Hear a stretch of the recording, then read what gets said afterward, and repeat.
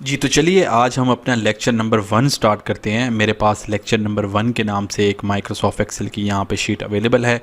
मैं इसको double click करके ओपन कर देता हूँ और मेरे पास एक्सेल की एक शीट यहाँ पे जो है वो ओपन हो जाएगी। आप इसको शीट को ओपन करने का एक और तरीका है कि आप यहाँ पे किसी भी फ़ोल्डर पे जाके राइट क्लिक करें और यहाँ से आप न्यू पे जाएंगे तो यहाँ पे भी आपके पास माइक्रोसॉफ्ट एक्सेल वर्कशीट अवेलेबल होगी। मैं अपनी शीट को ओपन करता हूँ और हम क्विकली जो है वो इसके इंटरफेस के बारे में डिस्कस करते हैं। यहाँ पे आप जो है वो डिफरेंट टैब्स देख सकते हैं, जैसे ये होम का टैब है, इंसर्ट का टैब है, पेज लेआउट, इन सब को जो है वो हम टैब बोलते हैं। उसके बाद जो ये नीचे वाला टैब के नीचे जो एरिया है जो आप देख सकते हैं, ये वाला जो पूरा एरिया है, इसको हम जो है वो रिबन बोलते हैं।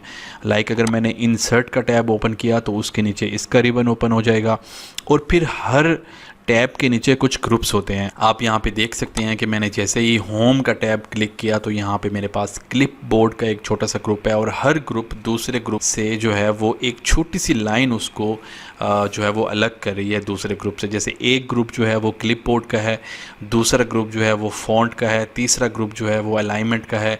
और आप देख रहे हैं यहाँ पे एक बारीक सी जो है वो एक लाइन है जो कि एक ग्रुप को दूसरे ग्रुप से अलग कर रही है। यानी कि ये जो होम के नीचे, होम टैब के नीचे ये जो मेरे पास एक ग्रुप है जिसके अंदर कट, कॉपी, फॉर्मेट, पेंटर का के ऑप्शन जो है वो मौजूद हैं। उसके बाद मेरे पास यहाँ पे दूसरा ग्रुप है जिसके अंदर ये बोल्ड, इटैलिक और अंडरलाइन का ऑप्शन मौजूद है और ये बेसिकली ग्रुप फ़ॉन्ट का है। इसी तरह से alignment, number, style, cells, editing, ये सब जो है वो डिफरेंट ग्रुप्स हैं। आप जैसे ही कोई टैब ओपन करेंगे नीचे आपके पास ग्रुप्स ओपन होंगे और फिर ग्रुप्स के आगे अंदर फर्दर उसके जो है वो फंक्शन अवेलेबल हैं। अच्छा, अब मैं अगर अपने फ़ाइल पे क्लिक करता हूँ तो यहाँ पे आप देख रहे हैं मेरे पास बहुत ज़्यादा ऑप्शन ओपन हो चुके हैं। यहाँ पे मेरे पास न्यू का ऑप्शन जो है वो आ रहा है। अगर आपने नई फ़ाइल बनानी है तो आप न्यू पे जाएंगे। ओपन का मतलब कि अगर आप ऑलरेडी अगर एक्सेल की कोई फ़ाइल कहीं पे भी जो आपकी लोकेशन पे मौजूद है, अगर आप ओपन करना चाह रहे हैं तो आप यहाँ से करेंगे। इन्फो में आपके पास फ़ाइल के बारे में इंफॉर्मेशन होगी कि इसका कौन सा जो है वो आप वर्जन यूज़ कर रहे हैं, उसके अलावा इसकी फ़ाइल को जो है वो क्रिएट किसने किया है, वगैरह वगैरह। सेव जो है आप करेंगे तो आपकी फ़ाइल जो है वो यहाँ पे सेव हो जाएगी। सेव एज़ का मतलब आप लोग बेहतर जानते हैं कि आप अगर फ़ाइल की एक और कॉपी बनाना चाहते हैं तो आप लोग जो है वो सेव एज़ करेंगे। प्रिंट में आपके पास उस फाइल को प्रिंट करने के नंबर ऑफ़ ऑप्शन होते हैं जो कि हम लेटर ऑन डिस्कस करेंगे। शेयर में आप होता है कि आप फ़ाइल को ईमेल के थ्रू अगर किसी को शेयर करना चाह रहे हैं या आप क्लाउड पे उसको सेव करना चाह रहे हैं तो आप कैसे करेंगे। एक्सपोर्ट में आपके पास ऑप्शन होता है कि अगर आपने उसको PDF की कॉपी बनानी है या फिर आपने फ़ाइल की जो है वो टाइप चेंज करनी है तो फिर आप उसको जो है वो एक्सपोर्ट का ऑप्शन यूज़ करेंगे। इसी तरह से जो है वो आपके पास पब्लिश का ऑप्शन है जो कि नॉर्मली ज़्यादातर पावर BI में यूज़ होता है। क्लोज़ से आपकी फ़ाइल क्लोज़ हो जाएगी। तो अब मेरे पास यहाँ पे ये मैंने आपको बता दिया कि ये बेसिकली ये जो ऊपर आपके पास टैब से भी ऊपर का ये जो एरिया आपके पास आ रहा है इसको हम बोलते हैं क्विक एक्सेस टूल बार। ये बेसिकली आपके जो फंक्शंस होते हैं उनमें से आप किसी भी फंक्शन को जो कि आप फ्रीक्वेंटली यूज़ करते हैं आप उसकी शॉर्ट की टाइप जो है वो यहाँ पे बना देते हैं ताकि आपको बार बार जो है वो टैब्स के अंदर जाके वो ऑप्शन खोलना ना पड़े और आपके सामने यहीं पे ही वो ऑप्शन जो है वो अवेलेबल हो जाए। ये जो आपके पास पूरी विंडो आपको दिख रही है जिसमें ये ABCD ये तमाम जो है वो आपके कॉलम हैं और ये तमाम जो है वो आपकी रोज़ हैं। जो रो नंबर 1 2 3 4 ये आपकी रोज़ हैं और ABCD जो है वो आपके कॉलम्स हैं। ये जो मैंने फ़ाइल ओपन की हुई है इस फ़ाइल को हम वर्कबुक कहते हैं और इसके बाद फर्दर जो है इसके अंदर वर्कशीट अवेलेबल है। आप यहाँ पे देख सकते हैं इस वक्त मेरे पास शीट नंबर 1 जो है वो ओपन है। अगर मैं साथ जो है वो नेक्स्ट शीट या प्लस के साइन पे अगर क्लिक करता हूँ तो मेरे पास शीट नंबर 2 ओपन हो जाएगी और फिर दोबारा करता हूँ तो sheet number 3 and so on. उसके बाद आपके पास यहाँ पे ये जो ज़ूम इन और ज़ूम आउट आप शीट को कर सकते हैं। अगर आपने विजिबिलिटी जो है वो बेहतर करनी है, लाइक अगर मैं यहाँ पे व्यू में जाता हूँ और यहाँ पे मैं ज़ूम पे जाऊँ और यहाँ पे मैं 200% सिलेक्ट कर लूँ तो आप देखेंगे कि मेरे सेल का जो साइज़ है वो बड़ा हो जाएगा। अच्छा, अब सेल क्या होता है? सेल बेसिकली ये होता है कि वो पॉइंट जहाँ पे आपका कॉलम और आपका जो रो है वो इंटरसेक्ट करता है। लाइक यहाँ पे आपका जो कॉलम है वो A है, रो है आपकी 1, तो A1 जो है वो आपका सेल इस वक्त जो है वो हाईलाइटेड है। जो सेल भी मैं हाईलाइट करूँगा या जिस पे भी मेरी कर्सर जाएगी वो उस सेल का नाम यहाँ पे मौजूद आ जाएगा। आप यहाँ पे देख सकते हैं, यहाँ पे A1 जो है वो इस वक्त आ चुका है। अच्छा, अब अगर मैं यहाँ पे क्लिक करता हूँ तो आप देखेंगे सेल नंबर C4 हो चुका है। C बेसिकली मेरा कॉलम है और 4 जो है वो मेरी बेसिकली रो है। अच्छा, अब अगर मैं इसको मुझे कोई भी सेल सिलेक्ट करना हो तो आप अपने जो आपका कीबोर्ड है उसमें 4 जो एरोज़ आपके आ रहे हैं, जो आपका अपवर्ड एरो है अगर आप उसको प्रेस करेंगे तो आप ऊपर की तरफ जो है वो मूव करेंगे। डाउनवर्ड एरो जो है उसको प्रेस करेंगे तो नीचे की तरफ, राइटवर्ड एरो जो है उससे आप जो है वो राइट की तरफ मूव करेंगे और लेफ़्ट एरो से आप लेफ़्ट की तरफ मूव करेंगे। आप कर्सर जो है वो अपने माउस से भी जो है वो मूव कर सकते हैं, कहीं पे भी आप ले जाके वहाँ पे क्लिक करेंगे तो आपका वो सेल जो है वो ओपन हो जाएगा। अगर आपने एक से ज़्यादा सेल को ओपन करना हो तो आप क्या करेंगे, उस पूरे सेल को जो है वो सिलेक्ट करके डबल क्लिक करके और आप उसको अपना क्लिक छोड़े बगैर जो है वो जहाँ पे भी अपने माउस को मूव करेंगे तो आपकी जो एक से ज़्यादा जो सेल सिलेक्ट होंगे इसको हम रेंज कहते हैं। इस वक्त जो मेरी रेंज है वो मेरी कहाँ से कहाँ तक की है, सबसे पहला जो सेल होगा वहाँ से लेके सबसे लास्ट सेल की। सबसे पहला मेरा सेल कौन सा है, इस पूरी रेंज जो मैंने सिलेक्ट की हुई है, मैं इसको कलर कर देता हूँ ताकि आप लोगों को समझने में आसानी हो। मैं होम टैब पे क्लिक करता हूँ और यहाँ पे मेरे पास 2 कलर्स के ऑप्शन मौजूद हैं। पहला जो कलर है ये बेसिकली जो सेल होता है उस सेल को कलर कर देगा। जो दूसरा मेरे पास ये कलर आ रहा है ये फ़ॉन्ट को कलर करेगा। तो अभी मैं जो है वो अपने सेल को कलर करना चाहता हूँ तो मैं इसको येलो कर देता हूँ। अब आप इसमें देख के बताइए कि आपका जो इस पूरी जो मैंने येलो हाईलाइटेड की है ये जो रेंज, इसमें जो सबसे पहला सेल है वो मेरा कौन सा है, वो मेरा C2 का सेल है। अगर मैंने इस C2 के सेल को जो है वो इसकी बॉर्डर लाइन को चेंज करना हो तो मैं क्या करूँगा, मैं यहाँ पे जाऊँगा होम टैब के अंदर मेरे पास बॉटम बॉर्डर के नाम से एक ऑप्शन है। अगर मैं इसके साइड पे छोटा सा जो एरो है इसको क्लिक करूँगा तो मेरे पास नंबर ऑफ़ ऑप्शन अवेलेबल हो जाएंगे। ये डिफरेंट डिज़ाइंस हैं कि आप अपने बॉर्डर को जो है वो टॉप बॉर्डर करना चाहते हैं, यानी कि सिर्फ ऊपर लाइन आ जाए, लेफ़्ट बॉर्डर यानी सिर्फ लेफ़्ट पे आ जाए, राइट पे आ जाए, ऑल बॉर्डर का मतलब कि वो पूरी जो आपने रेंज सेलेक्ट की हुई है वो तमाम जो है वो बॉर्डर आ जाएँ, थिक बॉर्डर आ जाए। डिफरेंट जो है वो स्टाइल हैं, आपके हिसाब से जो भी आपको ज़रूरत हो तो आप वहाँ पे उसको यूज़ कर सकते हैं। मैं इस वक्त इसको जो है वो थिक बॉर्डर जो है वो यूज़ कर लेता हूँ। आप देख सकते हैं तो यहाँ पे मेरे पास C2 जो है वो इस वक्त हाईलाइट हो चुका है। तो मेरे पास दोस्तों इस वक्त ये जो येलो मैंने रेंज सिलेक्ट की है इसका सबसे पहला जो सेल है वो C2 है और सबसे लास्ट जो है वो मेरा F का है। अच्छा, अब जो अगर मैं चाहता हूं कि मैं F5 जो मेरा सेल है जो मैंने सिलेक्ट इस वक्त किया हुआ है इसमें भी वही बॉर्डर आ जाए जो मैंने C2 में किया है, तो एक तरीका तो ये है कि मैं यहाँ पे जाके अगेन इसको क्लिक कर दूं।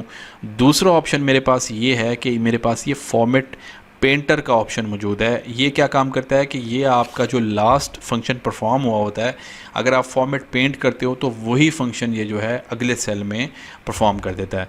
वो कैसे करता है, अगर मैं C2 को सिलेक्ट करके यहाँ पे फॉर्मेट पेंटर पे क्लिक करता हूँ तो आप देखेंगे इस वक्त मेरे पास मेरा जो कर्सर है उसके साथ एक ब्रश का साइन आ चुका है। अब मुझे कहीं पे भी अगर मैं इसको ले जाके क्लिक करूँगा तो वही मेरे पास फॉर्मेट आ जाएगा जो कि मैंने कॉपी किया होगा।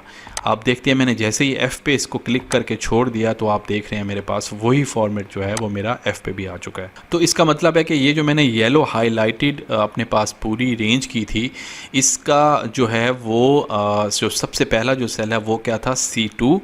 तो मैं जो है इस सेल का जो नाम है उसको सेल के अंदर लिख भी देता हूं। तो मैंने यहाँ पे क्लिक, आपने जिस सेल के अंदर भी राइटिंग करनी होगी, टाइपिंग करनी होगी तो आप उस सेल को सिलेक्ट करोगे और उसके बाद आप या तो डबल क्लिक करके भी उसमें लिख सकते हैं या आप सिंपल अगर उस सेल को जो है वो सिलेक्ट कर लें तो तब भी आप जो है वो उसमें लिख सकते हैं। मैंने इसमें C2 लिखना है तो मैं क्या करूँगा, C2 लिख के एंटर जैसे ही प्रेस करूँगा तो मेरे पास जो मेरी जो सेल है वो उससे डाउनवर्ड जो सेल है ऑटोमेटिकली वो सिलेक्ट हो जाएगा।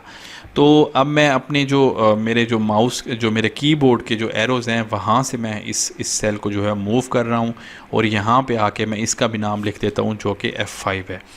तो इसका मतलब है कि ये जो मैंने येलो रेंज अपने पास हाईलाइट की थी इस पूरी रेंज का नाम क्या होगा, इस पूरी रेंज का नाम होगा C2 से लेकर ये मैंने जो है वो साइन यहाँ पे डाल दिया, C2 से लेके F5, ये इस जो येलो हाईलाइटेड जो मेरे पास रेंज है इसका नाम है।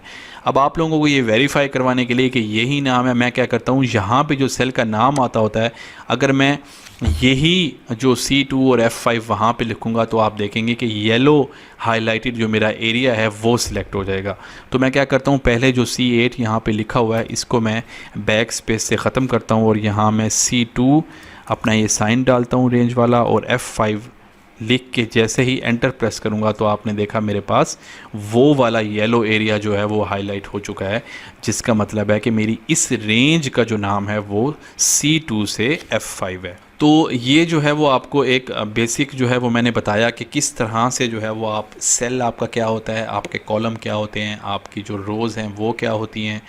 आप जो है वो ज़ूम इन और ज़ूम आउट जो है वो आप देख सकते हैं। यहाँ पे आपके पास बॉटम में जो है वो छोटा सा एक ज़ूम इन और ज़ूम आउट का जो है वो ऑप्शन है। अगर आप प्लस पे क्लिक करेंगे तो ज़ूम इन हो जाएगा, अगर आप माइनस पे क्लिक करेंगे तो ज़ूम आउट हो जाएगा। नॉर्मली रिकमेंडेड ये होता है कि आप इसको 100% पे रख के जो है वो काम करें, क्योंकि उसका फ़ायदा ये होता है कि अगर आपने उस शीट को प्रिंट लेना हो या बाकी आपने फॉर्मेटिंग करनी हो तो आपके लिए आसान हो जाता है। लेकिन अभी आपको समझाने के लिए मैं इसको ज़ूम इन कर देता हूँ ताकि आप लोग क्लियरली जो है वो इसको देख सकें। अगर आपने कोई भी फंक्शन यहाँ पे परफॉर्म किया हो तो आप उसको अनडू करना चाहें तो उसका तरीकाकार ये होगा कि आप यहाँ से कंट्रोल Z के थ्रू जो है वो आप उस फंक्शन को अनडू कर सकते हैं। आपने देखा मैंने इसको ज़ूम इन किया था और मैंने जैसे ही कंट्रोल Z किया तो वो जो है मेरा जो ज़ूम इन मैंने किया था उसको उसने अनडू कर दिया। इसके अलावा अगर मुझे यहाँ पे कुछ भी डिलीट करना हो तो उसका तरीकाकार एक ये है कि आप कॉलम जो है वो सिलेक्ट करने के लिए आप पूरे जो कॉलम है, जो ये C कॉलम के ऊपर क्लिक करेंगे। अगर आपने सेल के ऊपर क्लिक किया तो पूरा कॉलम सिलेक्ट नहीं होगा। आप इस अगर कर्सर को देखें तो इस वक्त ये प्लस नुमा एक साइन है। अगर मैं इसको जैसे ही B के ऊपर ले जाऊंगा तो आप देखेंगे ये डाउनवर्ड एरो का एक जो है ना वो साइन यहाँ पे बन जाएगा। तो अगर ये डाउनवर्ड एरो का साइन बनेगा इसका मतलब ये है कि अब आप क्लिक करेंगे तो आपका पूरा कॉलम जो है वो सिलेक्ट हो जाएगा। इसी तरह से अगर आप रो में जाएंगे तो आप किसी भी रो के ऊपर अपना कर्सर जो है लेके जाएंगे तो आपका राइट वर्ड एरो की तरह का एक साइन जो है वो बन जाएगा, जिसका मतलब है कि अब आपका वो पूरी जो रो है वो सिलेक्ट हो जाएगी। तो मैं जो है इसको डिलीट करता हूँ तो मैं क्या करूँगा, इसको क्लिक करके क्लिक छोड़े बगैर उस पूरी रेंज को जो है वो सिलेक्ट करूँगा और वहीं पे ही मैं ऊपर अपने कॉलम में राइट क्लिक करके यहाँ पे डिलीट का ऑप्शन जो है वो क्लिक करूँगा तो मेरे पास वो तमाम डाटा जो है वो डिलीट हो जाएगा। और अगर मैंने इसको दोबारा से अनडू करना हो तो मैं कंट्रोल Z करूँगा तो मेरे पास वो तमाम जो डिलीट शुदा डाटा है वो वापस आ जाएगा। तो मैं इसको जो है वो अभी डिलीट कर देता हूँ। और अब हम डिस्कस करते हैं कि अगर आपने अपने सेल में कुछ भी लिखना हो और बेसिक एक डाटा आपने बनाना हो तो आप किस तरह से करेंगे। तो सपोज़ करें कि मैं अगर किसी कंपनी का जो है वो डाटा अपने पास बना रहा हूं और मैंने उस कंपनी की मंथ वाइज जो है वो सेल देखनी है कि कितनी हो गई है, तो उसके लिए मुझे क्या करना होगा। उसके लिए मुझे ये करना होगा कि मुझे सबसे पहले यहाँ पर मंथ जो है ना वो टाइप करना होगा। उसके बाद मैंने यहाँ पे जो है वो ईयर टाइप करना होगा। नेक्स्ट सेल में जाने के लिए आप टैब जो है वो अगर प्रेस करेंगे तो आप जो है वो नेक्स्ट सेल की तरफ जो है वो चले जाएंगे। और उसके बाद जो है वो मैं यहाँ पे लिख देता हूँ कि उसका सपोज़ करें कि मैं टैक्स का स्टेटस देखना चाह रहा हूँ। मेरे पास जो है वो उस टेन्योर में उस मंथ में कितनी टैक्स रजिस्टर्ड पार्टियाँ थीं और कितनी नॉन टैक्स रजिस्टर्ड पार्टियाँ थीं, तो मैं यहाँ पे टैक्स रजिस्टर्ड पार्टीज़ लिख देता हूँ। अब अगर आप टैब प्रेस करेंगे तो आप देखेंगे कि ये जो मैंने टेक्स्ट लिखा है ये मेरा उस सेल की लेंथ जो जितनी भी है उससे ज़्यादा है। तो आपको लग रहा होगा कि इस वक्त ये टैक्स रजिस्टर्ड पार्टी जो है वो E कॉलम और D कॉलम दोनों में आ चुका है, लेकिन ऐसा हरगिज़ नहीं है। अगर मैं यहाँ पे लिख देता हूँ सपोज़ करें नॉन टैक्स रजिस्टर्ड पार्टीज़ और मैं इसको एंटर करता हूं तो मेरा जो कर्सर है वो नीचे की तरफ आएगा। अब आप देख सकते हैं तो यहाँ पे सिर्फ टैक्स रजिस्टर भी पूरा लिखा हुआ जो है वो नहीं आ रहा, और उसके बाद जो है वो इसी तरह से नॉन टैक्स रजिस्टर्ड पार्टी जो है वो E और F दोनों में चला गया है। अच्छा, अब नेक्स्ट आगे मूव करने से पहले मैं आपको बता दूं फार्मूला बार के बारे में। ये वाला जो मेरा जिसमें ये लिखा हुआ छोटी सी जो विंडो है जिसके अंदर टैक्स रजिस्टर पार्टी लिखा हुआ आ रहा है, इसको हम बोलते हैं फार्मूला बार। आप जो कुछ भी सेल के अंदर टाइप करते हैं वो फार्मूला बार के अंदर आ जाएगा। अगर मैं फार्मूला बार के अंदर टाइप करूँगा तो वो मेरा उस सेल में आ जाएगा जो मेरा सेल सिलेक्ट होगा। जैसे अगर मैं आपको बताऊं तो मैं यहाँ पे मैंने ये वाला सेल अपना सिलेक्ट किया D2 और मैं इसको डिलीट कर देता हूँ।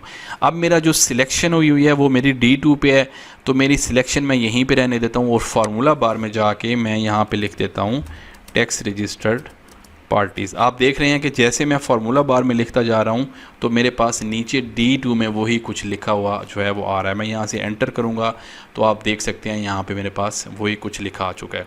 अच्छा, अब अगर आपने उसकी लेंथ को जो है वो एडजस्ट करना हो, टेक्स्ट की उसको सेल के अंदर रखना हो, तो उसका एक तरीकाकार ये है कि आप क्या करेंगे कि D और E के दरमियान जब अपनी कर्सर लेके आएंगे तो वो डाउनवर्ड एरो से प्लस के साइन में चेंज हो जाएगा। जैसे ही आप उसके सेंटर में लेके आएंगे, D और E के दरमियान लेके आएंगे अपनी कर्सर को, तो वो प्लस के साइन में जो है वो कन्वर्ट होगा। अब अगर आप डबल क्लिक करेंगे तो ऑटोमेटिकली जो है वो जितनी भी लेंथ होगी वो सेल उतनी लेंथ के मुताबिक एडजस्ट हो जाएगा। आप इसको मैनुअल भी एडजस्ट कर सकते हैं। लाइक आप जैसे ही कर्सर इस दोनों के दरमियान लेके आएंगे और यहाँ पे आप इसको डबल क्लिक करके और अपनी कर्सर छोड़े बगैर इसकी लेंथ जो है वो मैनुअली भी एडजस्ट कर सकते हैं।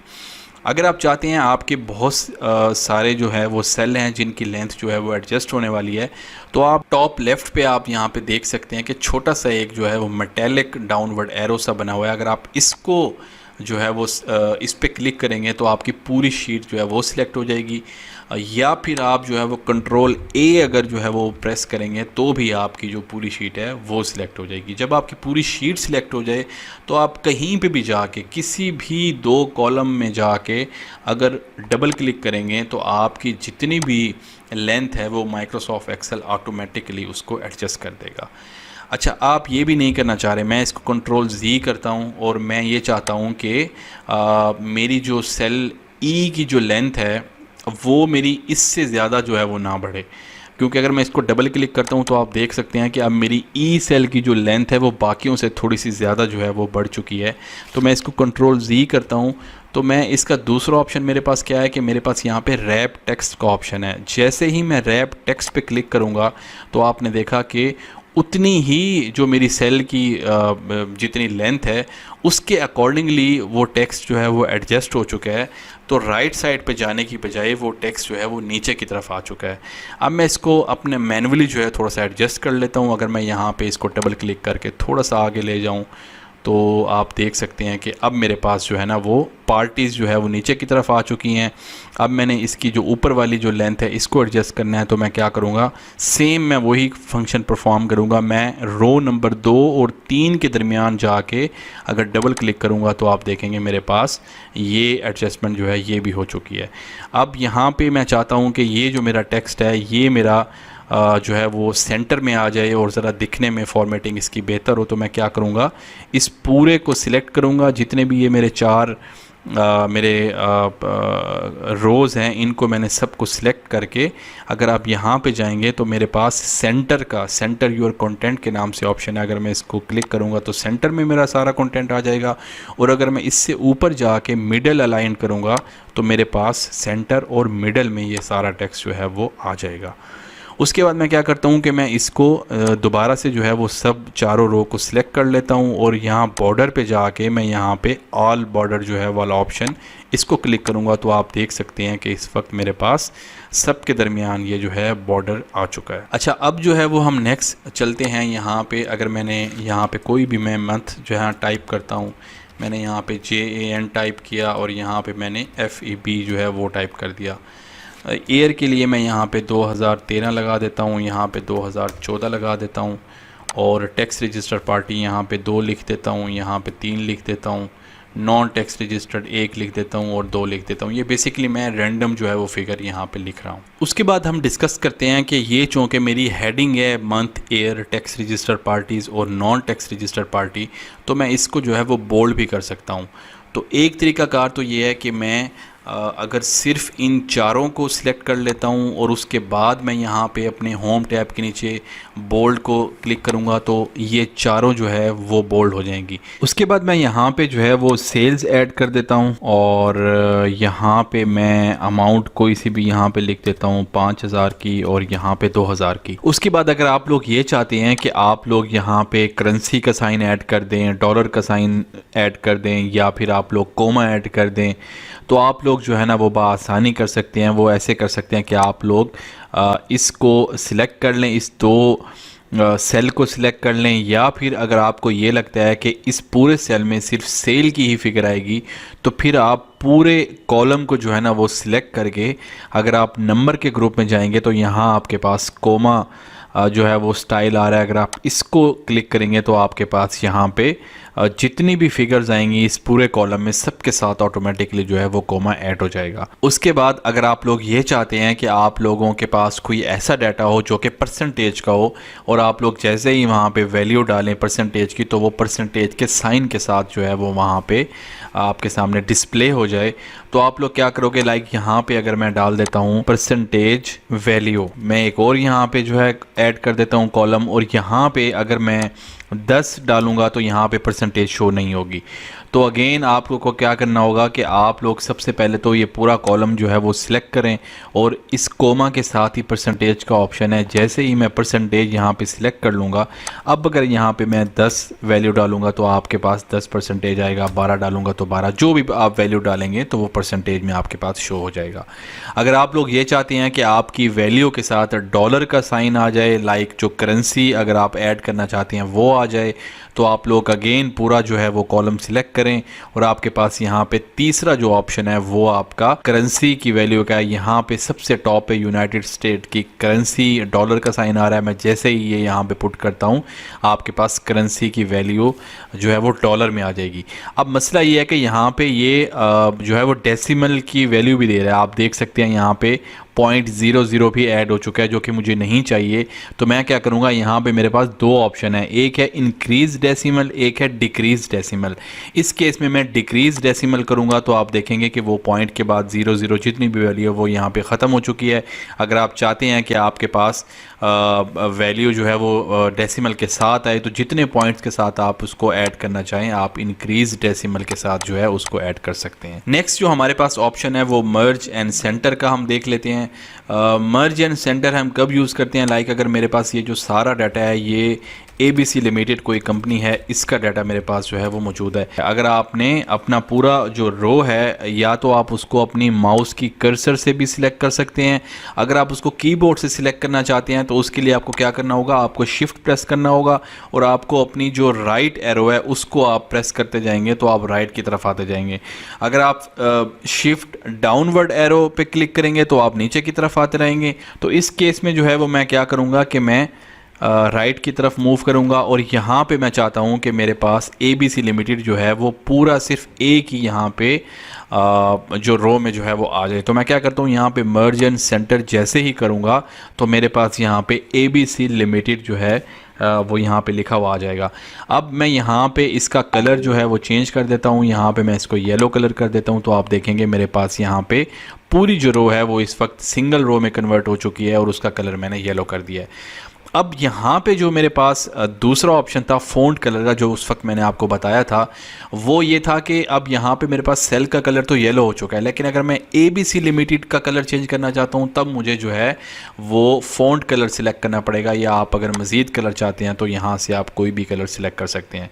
आप देख सकते हैं मैंने जैसे ही रेड सिलेक्ट किया तो मेरे पास ABC लिमिटेड रेड कलर में आ गया और मेरे पास सेल का कलर जो है वो यहाँ पर येलो कलर में आ चुका है। अब अगर आप चाहते हैं कि आप अपना डाटा जो है, जो भी आप टेक्स्ट आपने लिखा हुआ है, अगर आप उसका साइज़ इंक्रीज़ करना चाह रहे हैं तो आप यहाँ से इंक्रीज़ कर सकते हैं।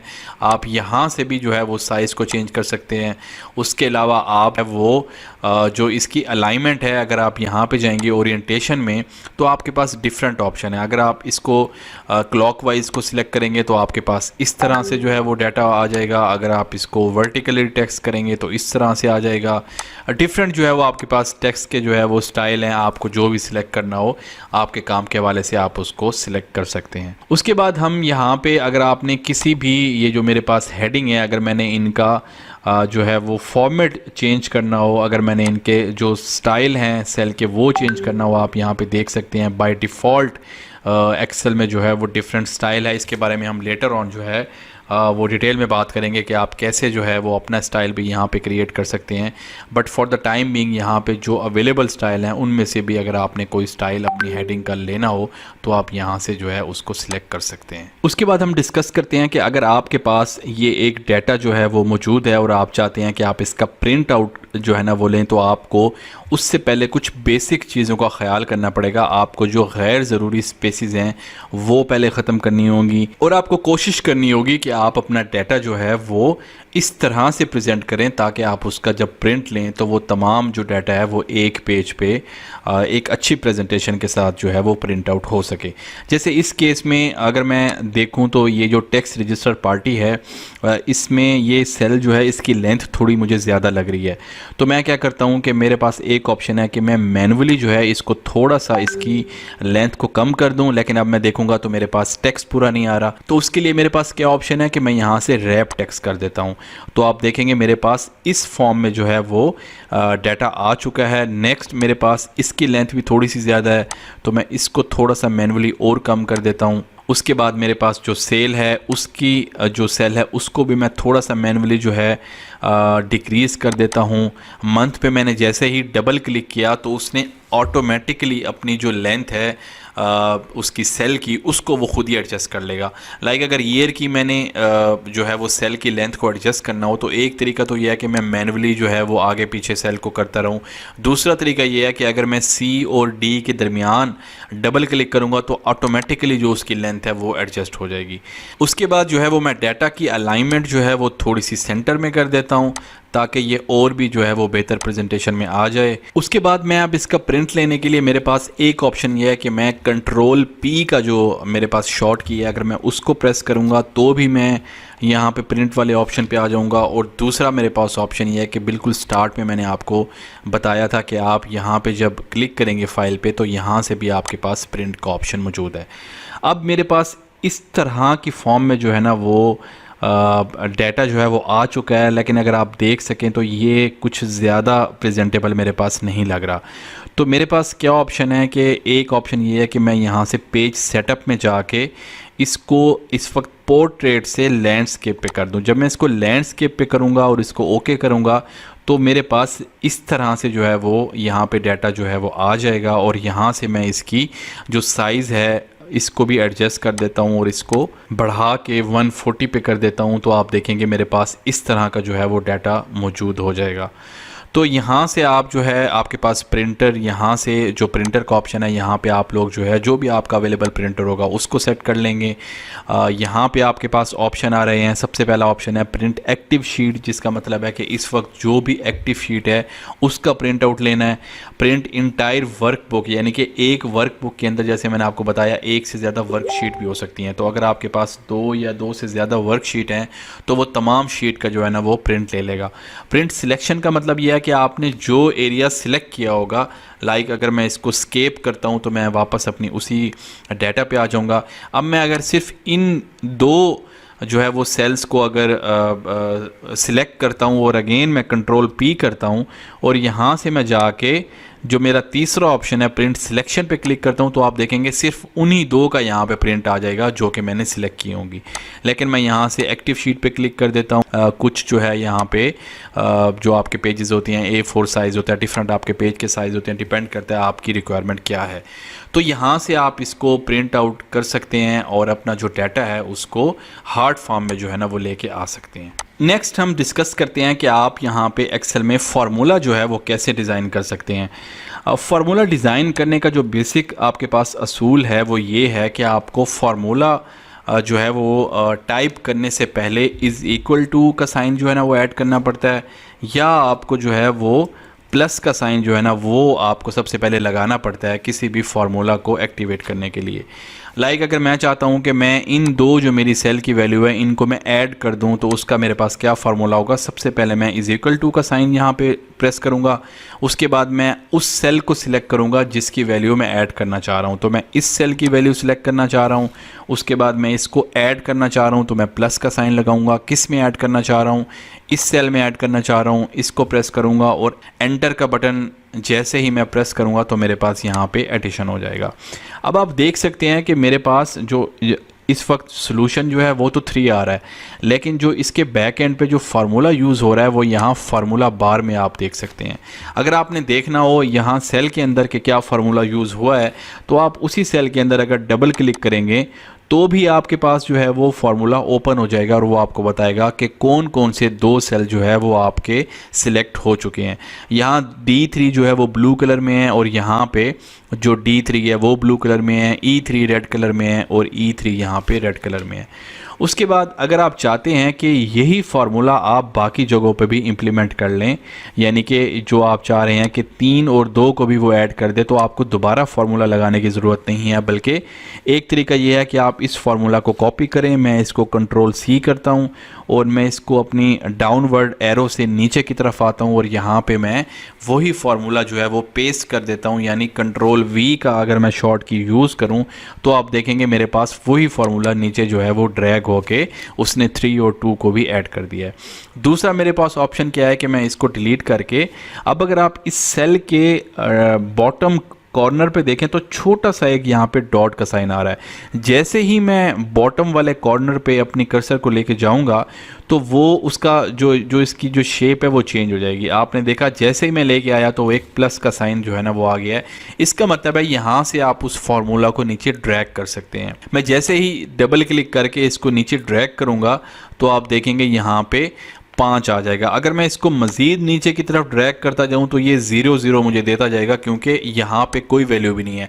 अब अगर यहाँ पे मैं कोई भी वैल्यू डाल देता हूँ, लाइक मैं यहाँ 8 लगा के इसको एंटर कर देता हूँ तो आप देखेंगे यहाँ पे 8 आ जाएगा। अगर मैं यहाँ पे 10 लगा देता हूँ तो वो दोनों को ऐड करके 18 यहाँ पे मुझे शो करा देगा। उसके बाद हम डिस्कस करते हैं कि आपने अगर परसेंटेज लेनी हो तो आप वो कैसे कैलकुलेट करोगे। उसका तरीकाकार ये होगा कि आप इज इक्वल टू अगेन, उसके बाद मैं परसेंटेज लेना चाह रहा हूँ कि सपोज करें कि मैं यहाँ परसेंटेज लेना चाह रहा हूँ this one, divide by divide के लिए मैं ये वाला साइन यूज़ करूँगा दिस वन। इसको जैसे ही मैं एंटर प्रेस करूंगा तो मेरे पास 0.5 आ चुका। अब ये बेसिकली मुझे परसेंटेज वैल्यू में चाहिए। बेसिकली ये 50% है, लेकिन यहाँ पे 0.5 आ चुका है तो मुझे 50% इसको डिस्प्ले करना है। तो मैं क्या करूँगा, जैसे पहले मैंने आप लोगों को बताया था कि आपने उस सेल को सिलेक्ट करें या इस पूरे कॉलम को सिलेक्ट करें और यहाँ पे परसेंटेज वाला जो आपका ऑप्शन है इसको आप क्लिक करेंगे तो आपके पास 50% आ जाएगा। अब अगर आप इस फॉर्मूला को नीचे ड्रैग कर देंगे तो आपके पास अगेन जो है वो जहाँ पे वैल्यू आ रही होगी वहाँ पे तो आपके पास आंसर आ जाएगा, लेकिन जहाँ पे वैल्यू नहीं आ रही वहाँ पे एरर आ जाएगा। यहाँ पे एरर क्यों आया, क्योंकि यहाँ पे ब्लैंक सेल है, तो वो ब्लैंक को ब्लैंक से जब डिवाइड कर रहा है तो उसने यहाँ पे एरर दे दिया। अगर मैं यहाँ पे भी कोई वैल्यू लिख देता हूँ, यहाँ पे 5 लिख देता हूँ, यहाँ पे मैं 9 लिख देता हूँ, तो आप देखेंगे यहाँ पे परसेंटेज की वैल्यू जो है वो यहाँ पे चेंज हो रही है। तो इस तरह से जो है वो आपने अगर मल्टीप्लाई करना हो तो उसका क्या तरीकाकार होगा, आप अगेन इज इक्वल टू आप लगाएंगे 1, मल्टीप्लाई के लिए आप स्टेरिक का साइन यूज़ करेंगे और आप जिससे आपने मल्टीप्लाई करना हो आप उसको यहाँ से मल्टीप्लाई कर देंगे। जैसे ही एंटर करेंगे तो आपके पास 2 मल्टीप्लाई बाय 1 2 सोल्यूशन आ जाएगा और अगेन आप इसको ड्रैग करेंगे तो आपके पास जो सोल्यूशन है वो यहाँ पे शो हो जाएगा। नेक्स्ट हम डिस्कस करते हैं कि आप जो है वो फ़िल्टर का साइन जो है वो कैसे यूज़ कर सकते हैं। फ़िल्टर बेसिकली यूज़ होता है जब आपको सपोज करें कि मेरे पास ये डाटा रेंज है तो मुझे सिर्फ जनवरी का डाटा देखना है, मुझे फरवरी का डाटा नहीं देखना। तो उसके लिए मैं क्या करूँगा, मैं यहाँ पे फ़िल्टर लगाऊंगा। फ़िल्टर कैसे लगाऊंगा, फ़िल्टर का तरीकाकार ये है कि आप उस सेल को सिलेक्ट करेंगे जहाँ पे आपने फ़िल्टर यूज़ करना है। तो मुझे अगर इन सब जगह पे फ़िल्टर यूज़ करना है तो मैं उन सब को पहले सिलेक्ट कर लूँगा। उसके बाद मैं यहाँ पे जाऊँगा सॉर्ट एंड फ़िल्टर पे, इसको ओपन करूँगा और मेरे पास यहाँ से फ़िल्टर का ऑप्शन आ रहा है, इसको मैं क्लिक करूँगा तो आप देखेंगे मेरे पास हर जगह पे एक छोटा सा फ़िल्टर यहाँ पे आ चुका है। अगर मैं इसको कलर जो है वो इसका ख़त्म कर दूँ, यहाँ से सेल का कलर में मैं जाके नो फिल कर देता हूँ ताकि आप लोगों को फ़िल्टर जो है वो विजिबल हो जाए।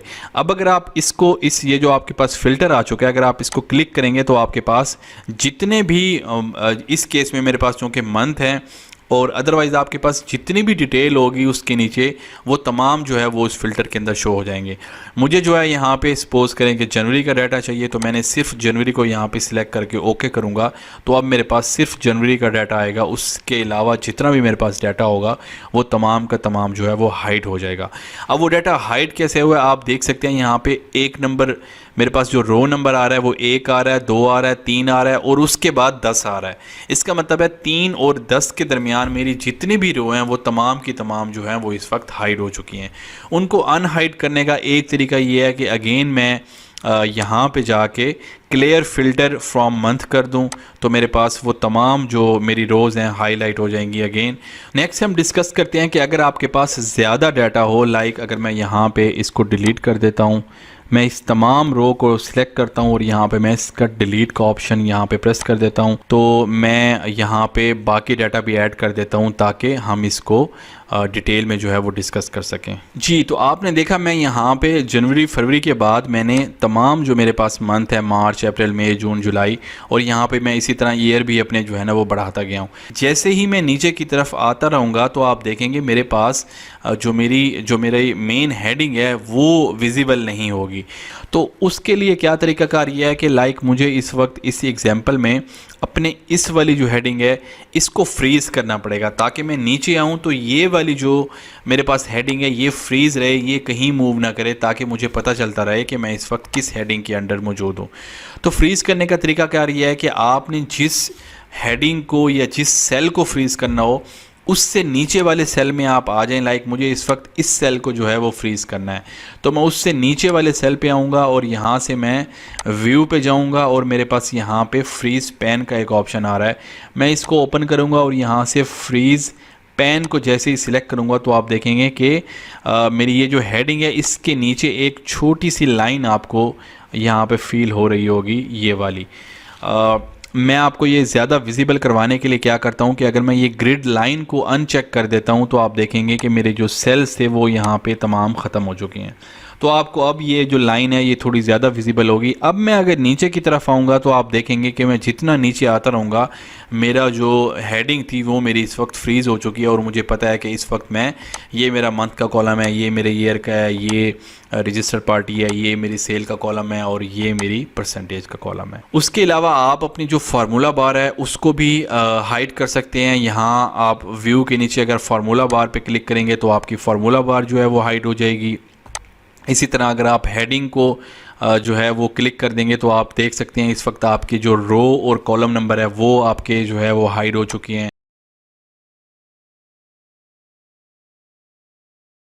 हम डिस्कस करते हैं माइक्रोसॉफ्ट एक्सेल के टेम्पलेट्स के बारे में। मैं आपको बताता हूं कि टेम्पलेट्स होते क्या हैं और वो आप जो है वो कब यूज़ कर सकते हैं और वो नॉर्मल वर्कबुक से कैसे मुख्तलिफ होते हैं।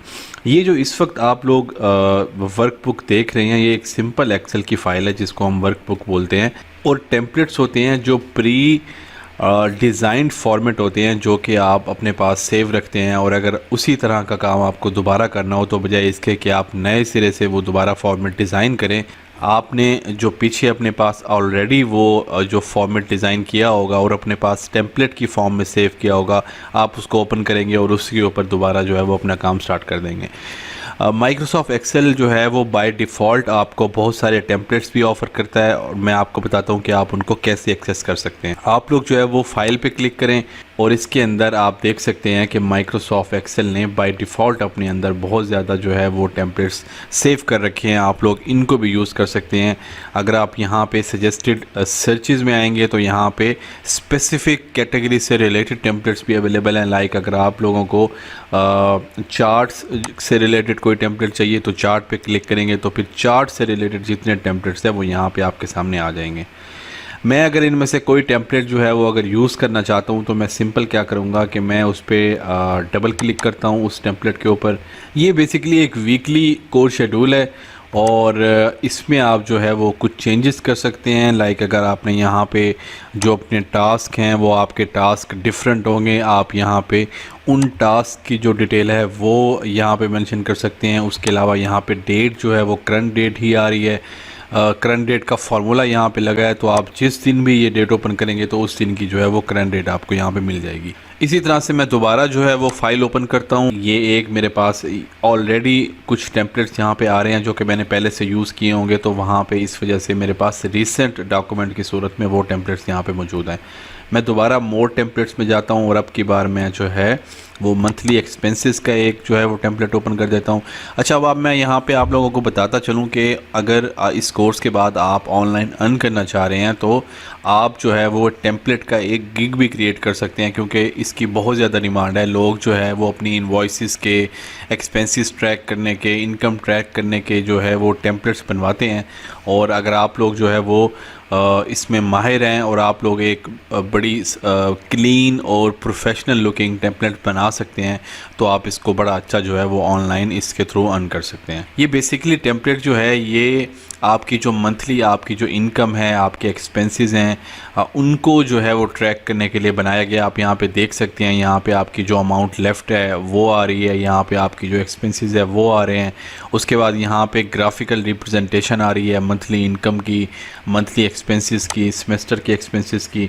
आप इसमें जो है वो चेंजेस जैसे ही करेंगे आपका जो है जो ग्राफ है वो भी चेंज हो जाएगा। लाइक अगर यहाँ पे आप देख रहे हैं कि सेल फ़ोन मेरे पास 75 आ रहा है, अगर मैं इसको यहाँ पे 100 कर देता हूँ तो आपने ये जो इसी से ऊपर ये ग्राफ में ये सेल फ़ोन आ रहा है, आप देखेंगे कि ये भी 100 हो चुका है। ये बेसिकली इंटरकनेक्टेड चार्ट्स हैं जो कि डाटा से रिलेटेड हैं, और आगे जाके हम डिटेल में डिस्कस करेंगे कि आप कैसे जो है वो इस तरह के चार्ट्स बना सकते हैं और अपने डाटा को ग्राफिकल रिप्रेजेंटेशन दे सकते हैं। उसके बाद हम डिस्कस करते हैं कि अगर आप अपना जो है वो कोई टेम्पलेट बनाना चाहते हैं तो आप वो कैसे बना सकते हैं। हम इस तरह से करते हैं कि जो हमने ऑलरेडी हमारी वर्किंग शीट थी ये लेक्चर नंबर 1 की, सपोज़ करें कि मैं इसी शीट को ही टेम्पलेट की फॉर्म में सेव करना चाहता हूँ, और मैं चाहता हूँ कि मैं नेक्स्ट टाइम जब भी मुझे नेक्स्ट मंथ में जब भी मुझे काम करना होगा, तो बजाय इसके कि मैं नए सिरे से अपनी शीट बनाऊँ, मैं इसी को ही ओपन करके इसी पे ही काम करना चाहता हूँ। तो मैं क्या करूँगा,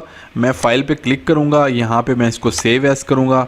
उसके बाद मैं अपनी लोकेशन जो है ना वो डिफ़ाइन करता हूँ कि मैं इस फ़ाइल को कहाँ पे सेव करना चाहता हूँ, और सेव एज़ टाइप में जाके आप देख सकते हैं यहाँ पे मेरे पास एक्सेल टेम्पलेट का एक ऑप्शन यहाँ पे मौजूद है। मैं जैसे ही इस पर क्लिक करूँगा और इसको मैं लेक्चर नंबर 1 का नाम ही दे देता हूँ और इसके बाद मैं इसको सेव कर देता हूँ। उसके बाद मैं ये कंफर्म करता हूँ कि जो मैंने टेम्पलेट सेव किया था वो मेरे पास कहाँ पे मौजूद है, उसकी लोकेशन कहाँ पे है।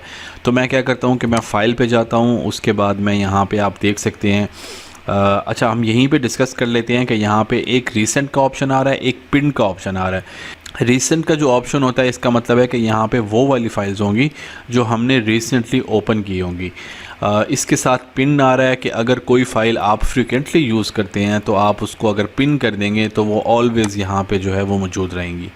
अच्छा, मैं लोकेशन जो है वो देखता हूँ कि मेरे टेम्पलेट की लोकेशन जो है वो कहाँ पे है। तो उसके लिए मैं यहाँ पे मोर टेम्पलेट पे क्लिक करता हूँ, और यहाँ पे आप देख सकते हैं मेरे पास 2 कैटेगरीज़ आ रही हैं। एक मेरे ऑफिस की कैटेगरी है, एक मेरे पर्सनल कैटेगरी है। अगर मैं पर्सनल पे ओपन करता हूँ तो आप देख सकते हैं यहाँ पे मेरे पास लेक्चर नंबर 1 का टेम्पलेट मौजूद है। तो चलिए एक दफ़ा हम क्विकली रिकैप कर लेते हैं कि हमने आज के लेक्चर में क्या क्या चीज़ें कवर की हैं। हमने बेसिकली जो हमारे डॉक्यूमेंट्स होते हैं उनको हमने कैसे ओपन करना है, आपके एक्सेल का टैब्स जो है वो क्या होते हैं, रिबन्स क्या होते हैं, ग्रुप्स क्या होते हैं, रोज़ कॉलम क्या होते हैं, रेंजेस क्या होती हैं, जूम इन आउट आप कैसे करते हैं। उसके अलावा आप रैप टेक्स्ट कैसे कर सकते हैं, आप सेल को मर्ज कैसे कर सकते हैं, उसकी फॉर्मेटिंग लाइक करेंसी में अगर आपने चेंज करना हो या परसेंटेज में चेंज करना हो तो वो आप कैसे करोगे। उसके अलावा अगर आपने उसका प्रिंट लेना हो किसी पेज का तो उसकी थोड़ी सी बेसिक सेटिंग हमने डिस्कस की। उसके अलावा आपके सेल के जो बॉर्डर्स होते हैं, कलर्स होते हैं, फ्री स्पैन्स होते हैं। तो बेसिकली ये बहुत ही बेसिक लेवल पे चीज़ें हैं जो कि आपको एक दफ़ा गो थ्रू और आपको रिफ़्रेश करवाने की ज़रूरत थी। तो इंशाअल्लाह आने वाले लेक्चर्स में हम इससे थोड़ा सा और एडवांस लेवल पे जाके चीज़ें डिस्कस करेंगे। तो आज के लिए इतना ही। Thank you so much.